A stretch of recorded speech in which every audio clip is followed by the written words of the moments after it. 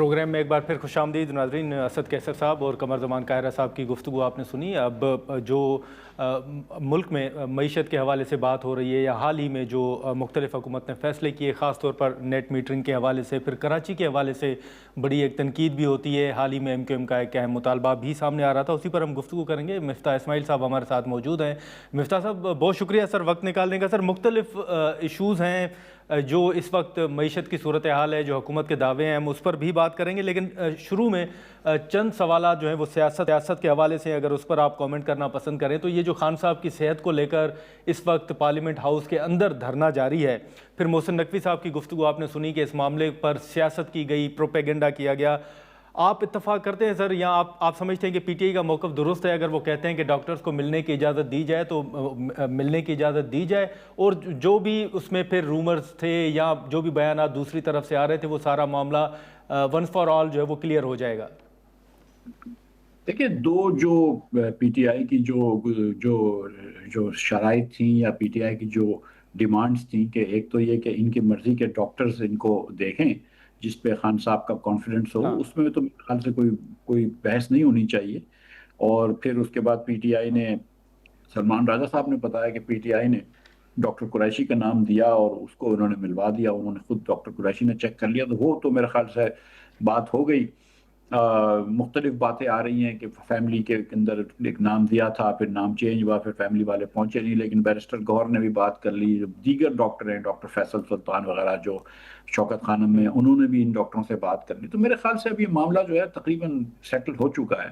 خان صاحب کی اللہ کی مہربانی سے بینائی جو ہے وہ واپس آ رہی ہے, اور ہم باتوں کا پتنگڑ بنا لیتے ہیں اپنے ملک میں, چھوٹی چھوٹی باتوں کو انا کا مسئلہ بنا لیتے ہیں, سیاست کے اوپر سیاست مسئلہ بنا لیتے ہیں. میں یہ سمجھتا ہوں کہ غلطی حکومت کی تھی, شروع میں تھوڑی سی کچھ زیادہ حد درمی دکھائی تھی, لیکن اب تقریباً میرے خیال سے یہ بات ہو گئی ہے اب افہام و تفہیم سے. تو میں سمجھتا ہوں کہ اب یہ جو دھرنا کے رہنما ہیں اس کو بھی ان چیزوں کا بھی, حقائق کا بھی جائزہ لیں گے, اور اللہ کرے گا تو انشاءاللہ تعالی یہ معاملہ افہام و تفہیم سے ختم ہو جائے گا.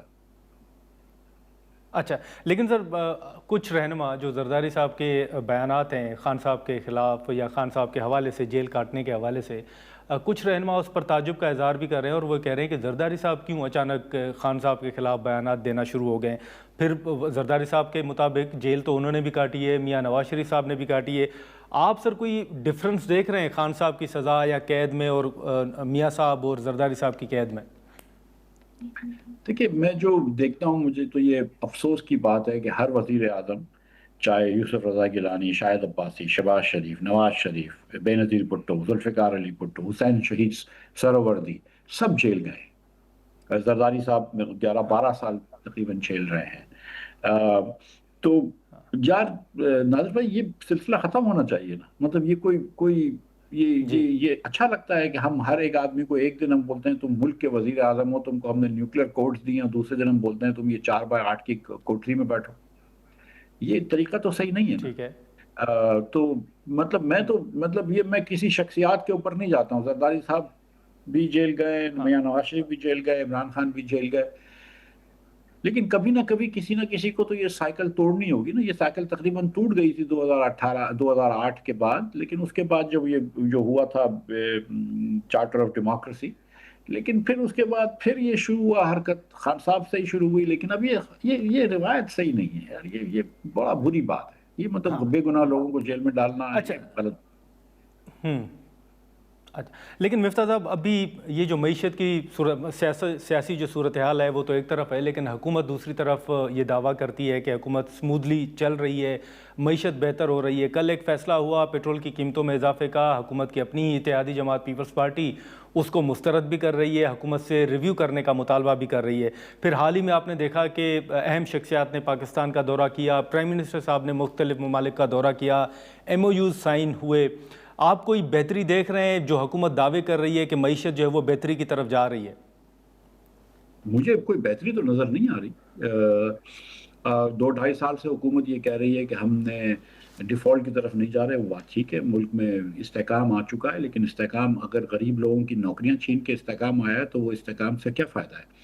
اگر استحکام جو آیا ہے وہ پیٹرول کی قیمتیں بڑھا کر, بجلی کی قیمتیں بڑھا کر, ٹیکس لگا کے سب چیزوں سے استحکام آیا ہے اور لوگوں میں بے روزگاری بڑھا کر اور غربت بڑھا کر، تو پھر ہم کو سوچنا چاہیے کہ یار ہم کو جو فنڈامنٹل اصلاحات کرنی چاہیے وہ تو کریں۔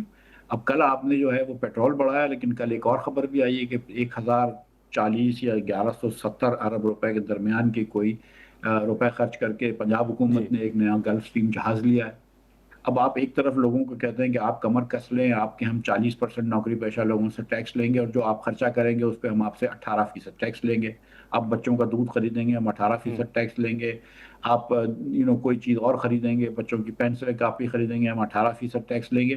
لیکن دوسری طرف آپ 1100 کروڑ روپے خرچ کر کے جہاز خرید رہے ہیں، تو یہ بڑا تضاد ہے۔ یہ ایسا نہیں ہو سکتا کہ آپ عوام کو ہی کہیں اتنے سالوں سے کہ آپ قربانی دیں، آپ قربانی دیں، اور حکمران جو ہیں وہ عیاشیاں کر رہے ہوں۔ تو یہ تضاد ہے جو کہ میرے خیال سے دور ہونا چاہیے۔ ناظرین، یہاں پر ایک مختصر سا بریک لیتے ہیں اور بریک کے بعد گفتگو کو آگے بڑھاتے ہیں۔